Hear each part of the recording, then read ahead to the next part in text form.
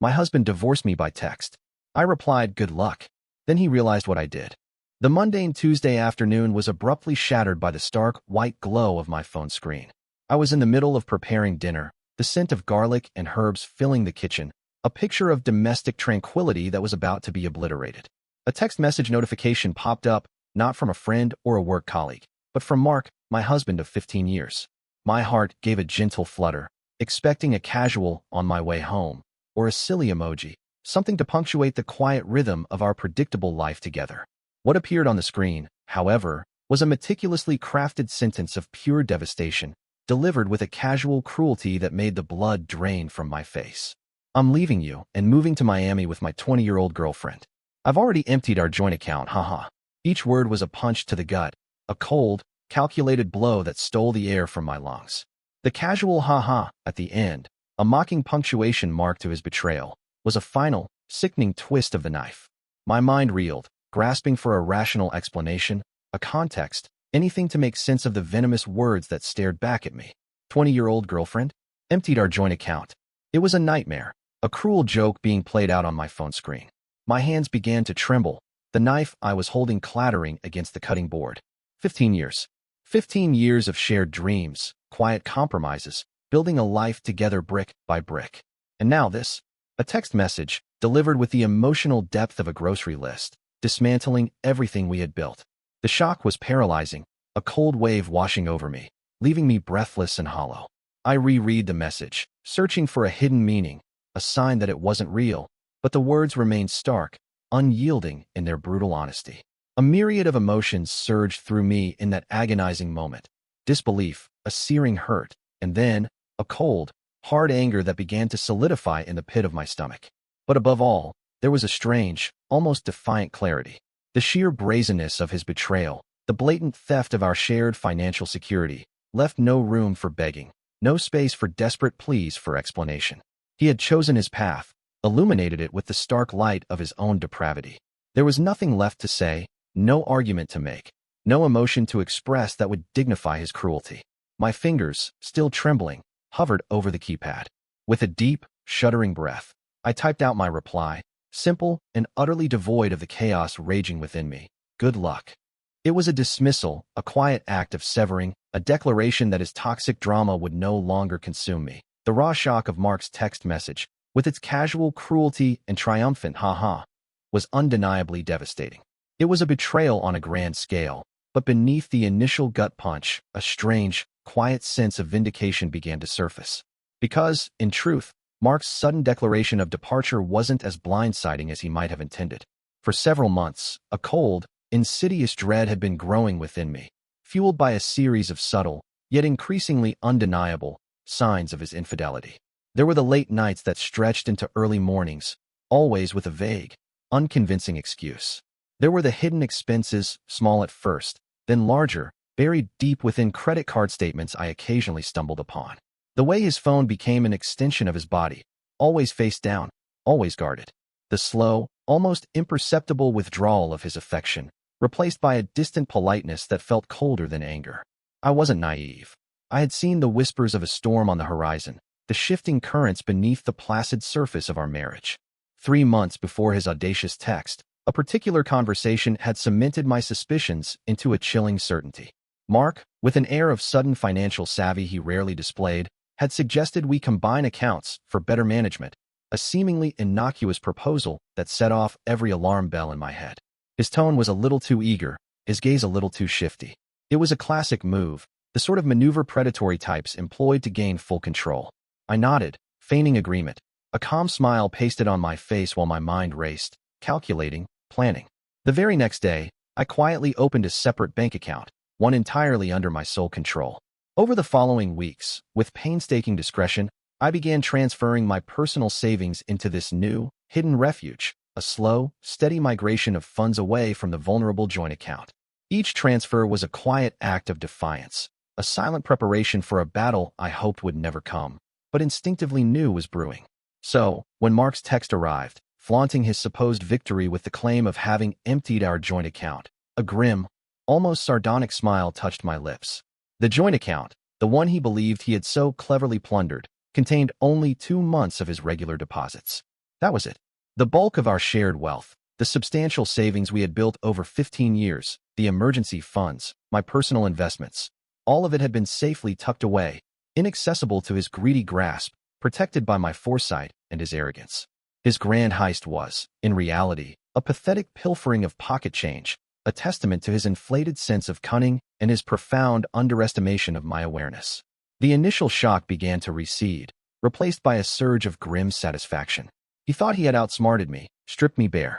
But in his haste and self-congratulatory glee, he had merely confirmed his true character, while leaving me financially secure and, more importantly, prepared for the inevitable fallout. The good luck text I'd sent to Mark was a quiet act of defiance, a small spark of control in the face of his explosive betrayal. The immediate aftermath was a strange calm, almost serene in its contrast to the chaos he clearly expected. He called, of course, probably anticipating a barrage of hysterical tears and desperate pleas. I let it ring, then sent it to voicemail, listening later to his smug, self-congratulatory message. He reveled in his supposed victory, picturing me stripped bare, financially devastated, and emotionally broken. He believed he had delivered the final, crippling blow, and I let him believe it. His gloating was almost comical, a pathetic display of inflated ego, and I watched it unfold from a distance, feeling nothing but a cold, hard resolve. Because, unlike Mark, I had been thinking ahead. The subtle signs of his infidelity had not only prompted me to secure my finances, but also to prepare for the inevitable legal fallout. 2 months prior to his grand text message, when his late nights and vague excuses had become too frequent to ignore, I had quietly made an appointment with a divorce lawyer, a sharp, no-nonsense woman named Evelyn Hayes. I'd laid out my suspicions, presented the small, nagging pieces of evidence I'd gathered, the unusual credit card charges, the changed passwords, the sudden secrecy surrounding his phone. Evelyn had listened patiently, her expression unreadable, then advised me on the prudent steps to take to protect myself. The separate bank account was her first recommendation, a foresight that had just proven invaluable. So, when Mark's text arrived, announcing his departure and his supposed financial triumph, my first call was not to a friend for comfort, but to Evelyn. Her voice was calm, professional, completely unfazed by the dramatic details I recounted. "Excellent," she simply stated, when I told her about his emptied joint account. "This plays perfectly into our hands." She already had the preliminary paperwork drafted, a meticulously prepared petition for divorce ready to be filed.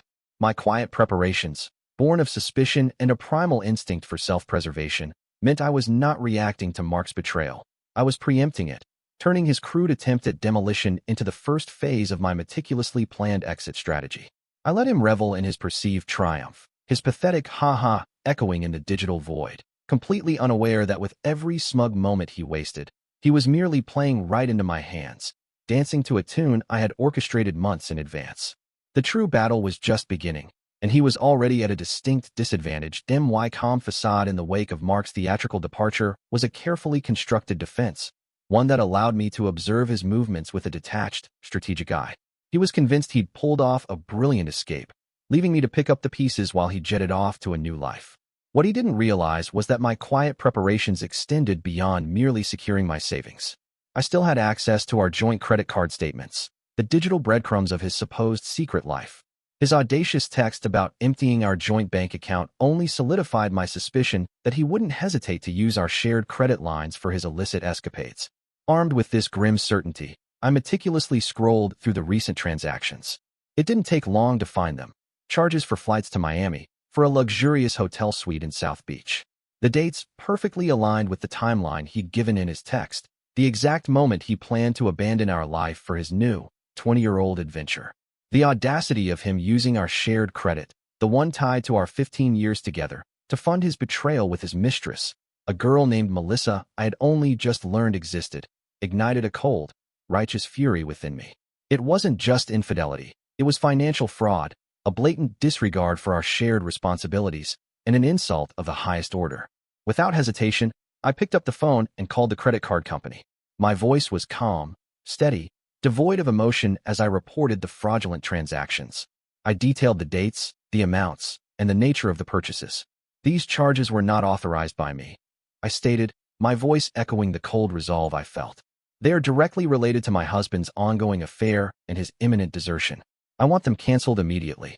The representative, after a brief pause, assured me they would investigate and, in the meantime, initiated the cancellation process. I then requested that the entire card be canceled, effectively cutting off any further access for Mark. The act felt clinical, precise, a necessary surgery to excise a festering wound. I pictured him then, smug and self-satisfied, probably packing his bags, dreaming of sun-drenched beaches and his young conquest. He was undoubtedly confident that he had covered all his tracks, leaving me stranded and bewildered. But what he didn't know was the quiet diligence of a woman scorned, a woman who had seen the signs and acted long before he decided to play his hand.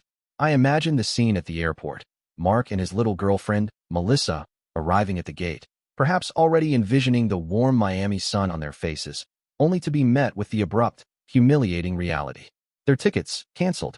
Their luxurious hotel reservations, gone.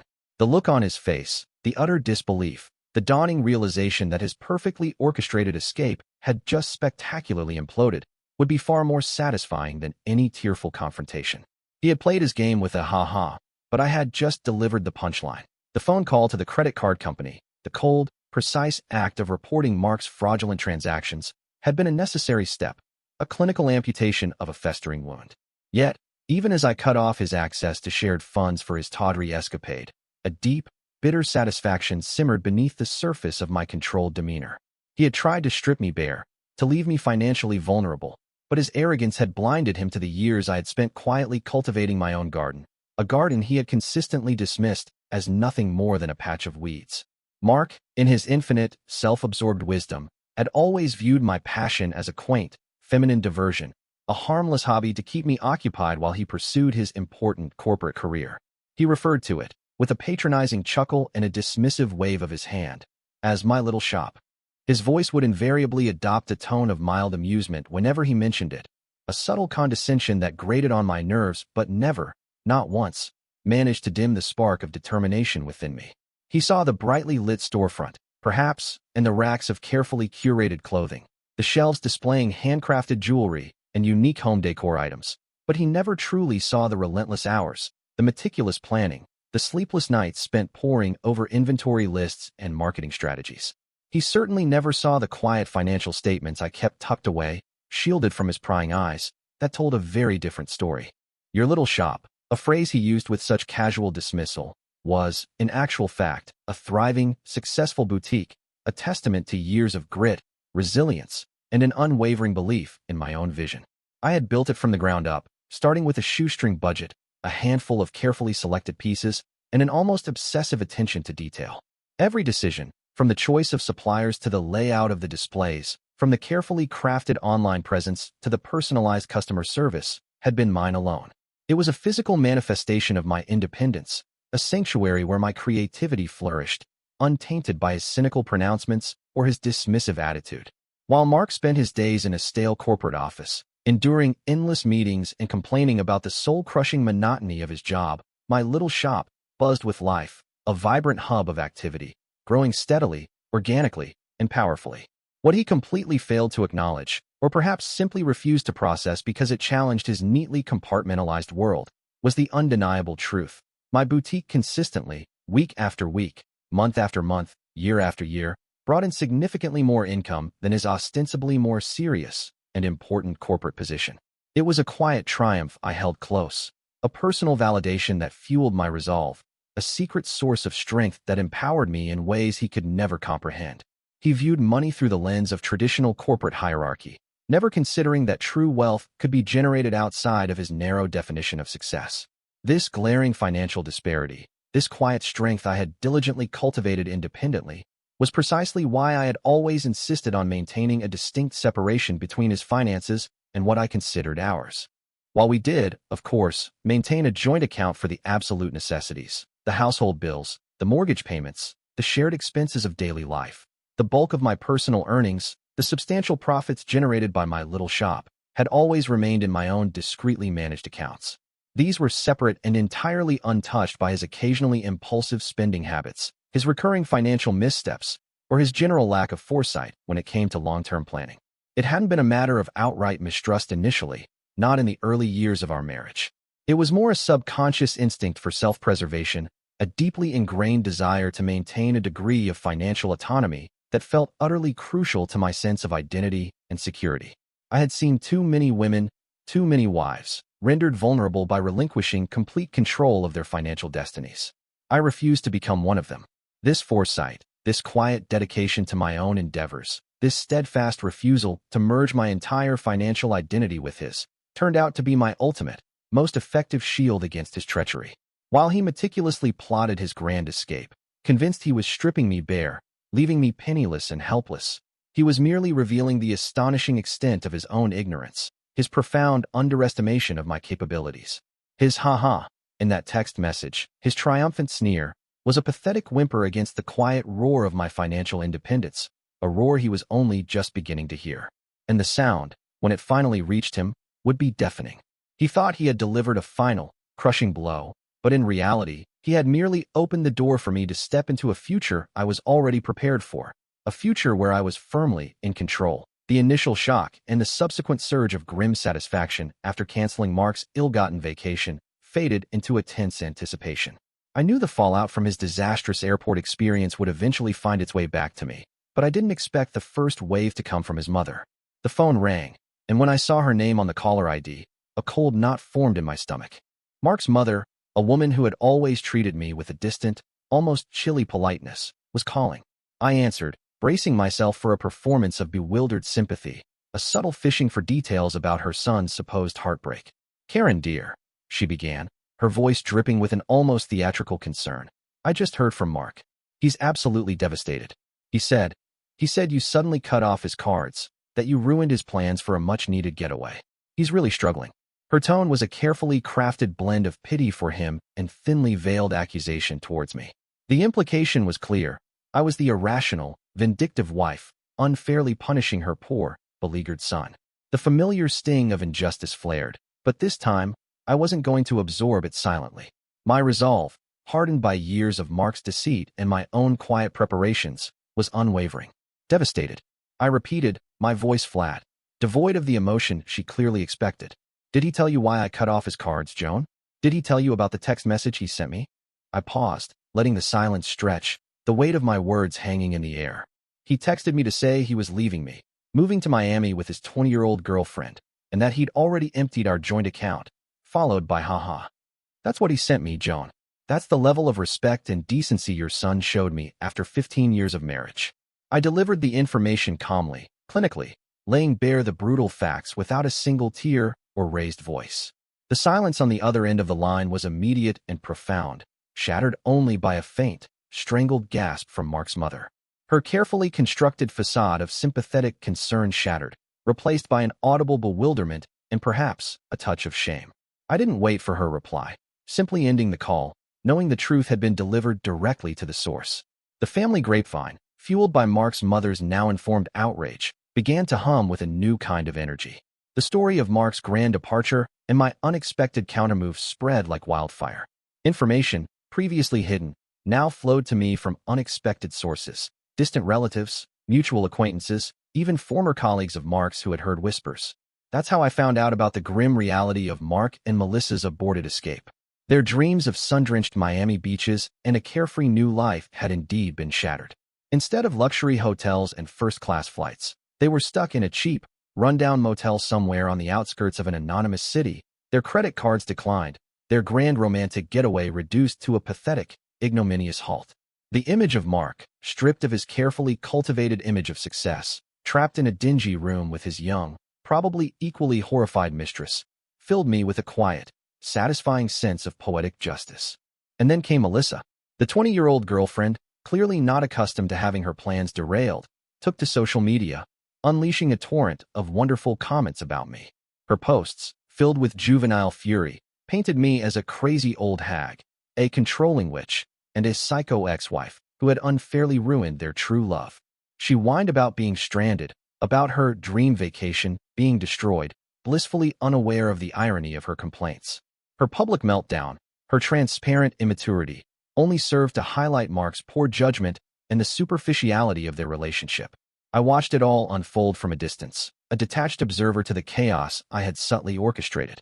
Their family drama, once a private torment, was now a very public spectacle, and the world was finally seeing Mark and his choices for exactly what they were: the chaos of Mark and Melissa's stranded woes, amplified by her juvenile social media rants, filled me with a quiet sense of strategic satisfaction.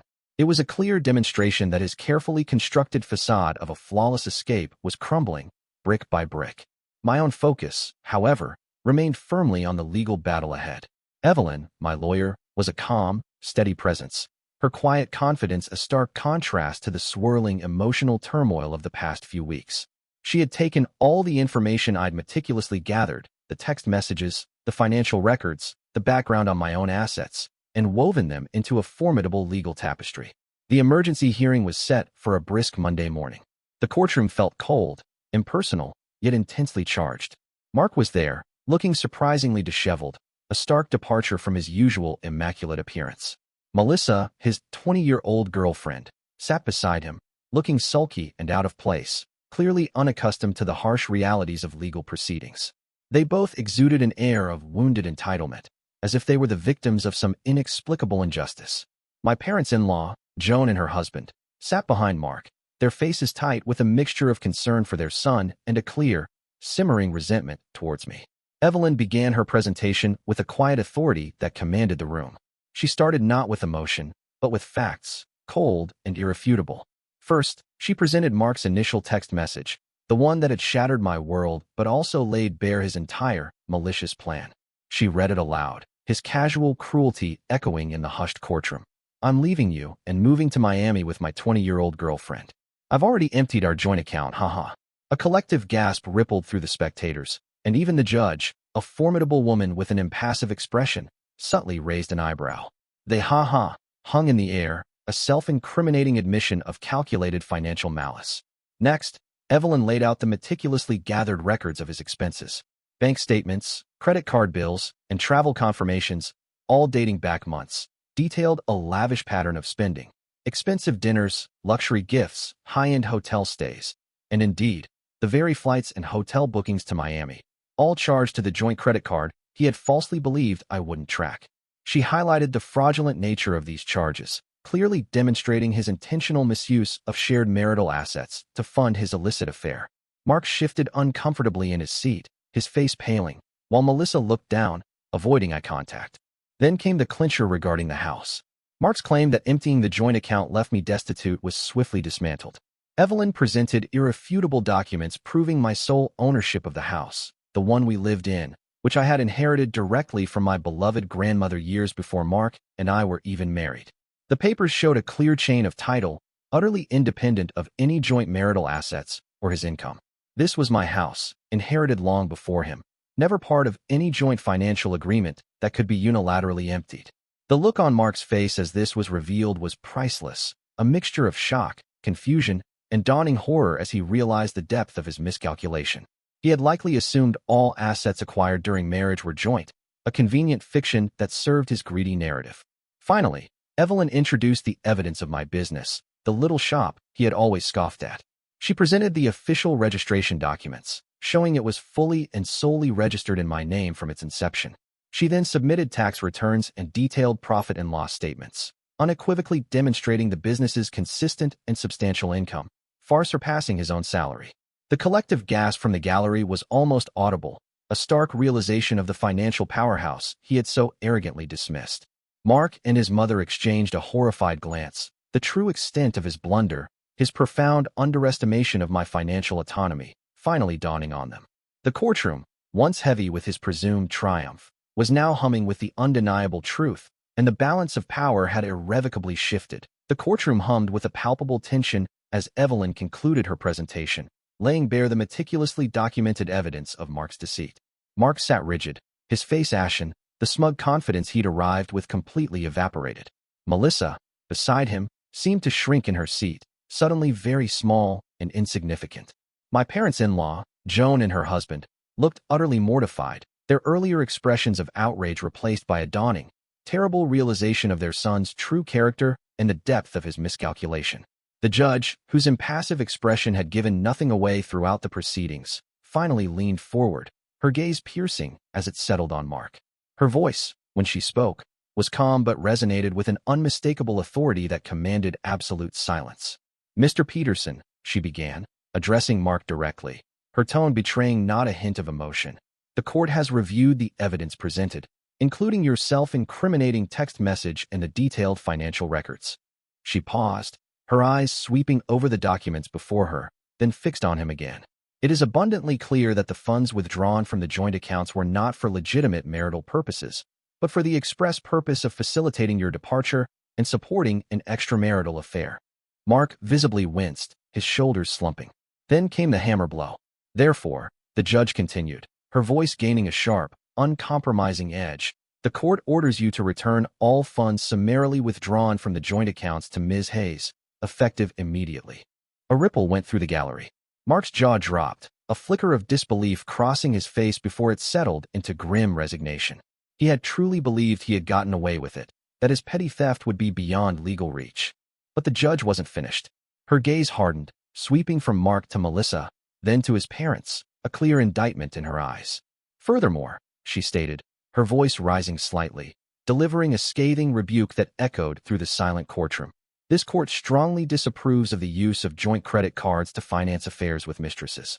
Such actions represent not only a breach of marital trust, but a clear intent to defraud, and they will not be condoned."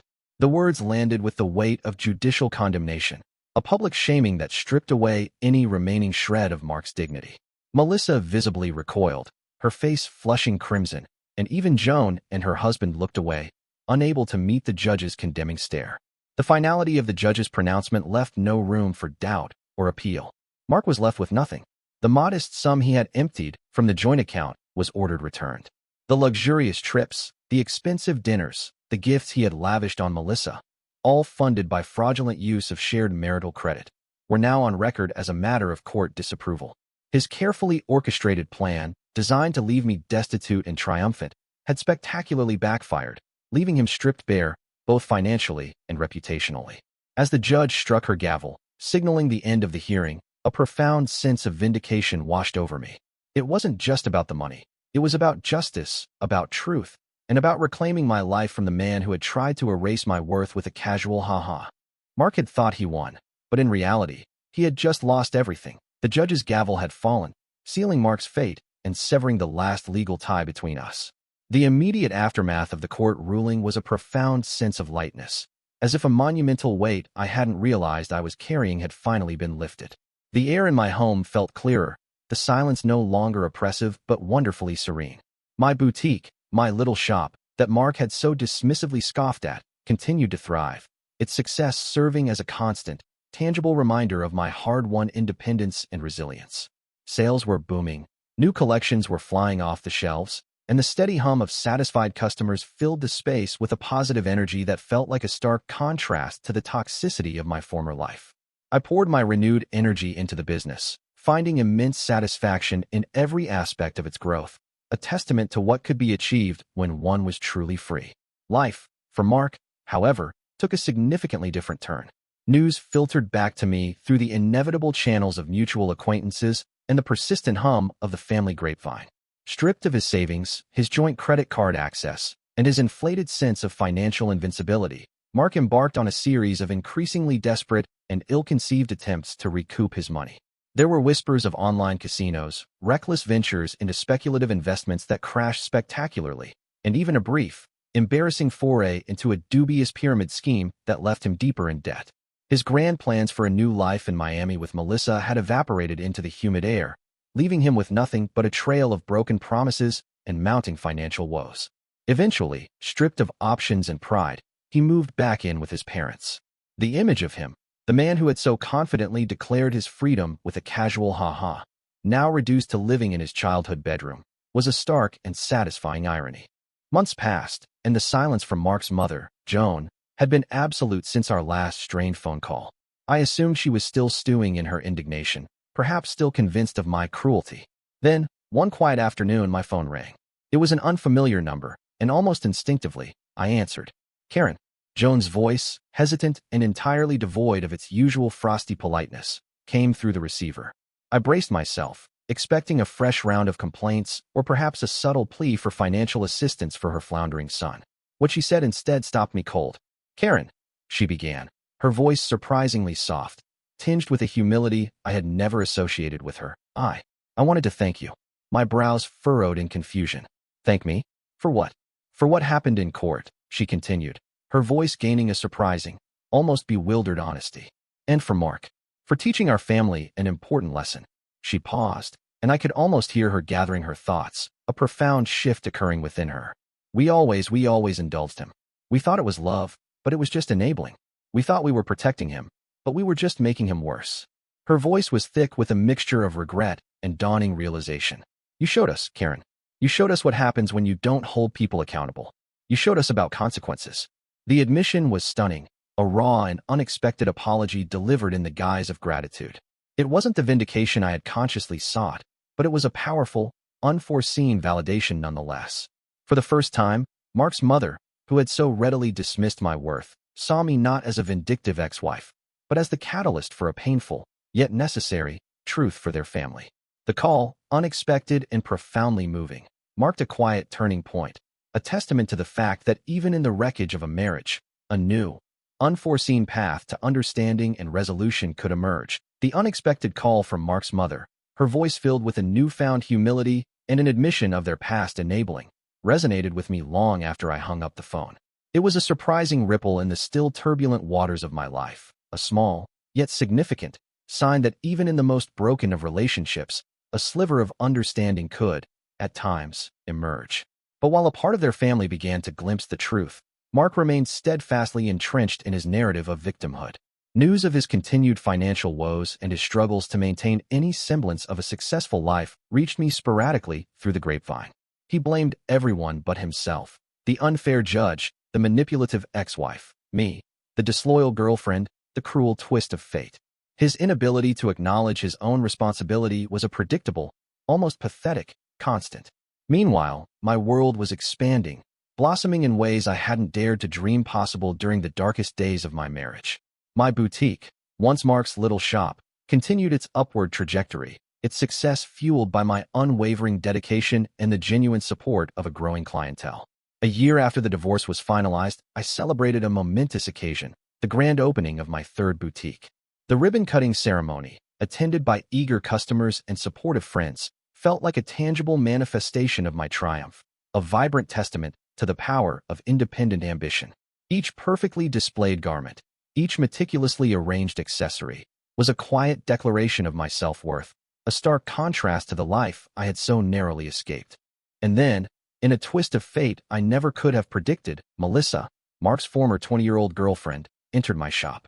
I recognized her instantly from the social media photos, but her youthful arrogance was gone, replaced by a quiet, almost tentative demeanor. She browsed for a while, her gaze lingering on various items, before finally approaching the counter where I was assisting another customer. When it was her turn, she looked up, her eyes meeting mine, and a faint blush colored her cheeks. I just wanted to say, she stammered, her voice soft, your clothes are really beautiful. And, I'm sorry, she didn't elaborate, and I didn't press. I simply offered her a genuine, professional smile. Thank you, I said. How can I help you? From that day forward, Melissa became a regular client, a quiet, almost ironic, testament to the unexpected ways life could circle back, bringing even the most unlikely people into my sphere. Her presence, a silent acknowledgement of my success, was a small, satisfying vindication. The pinnacle of my personal and professional resurgence arrived not long after. Years of relentless work, of pouring my heart and soul into building a life of purpose and prosperity, culminated in a truly significant achievement. I received news of a major promotion, one that elevated my standing in the industry and solidified my reputation as a formidable force in the retail world. I had not only survived, I had thrived, creating a legacy entirely of my own making, completely independent of any man or any past betrayal. The success I achieved, hard-won and deeply satisfying, was indeed the best revenge. It wasn't about malice or bitterness. It was about demonstrating, unequivocally, that I was more than capable, more than resilient, and far more powerful than anyone, especially Mark, had ever given me credit for. My life, now fully my own, was a testament to strength, autonomy, and the undeniable truth that sometimes the greatest victory is simply moving forward, building something beautiful out of the ashes of betrayal.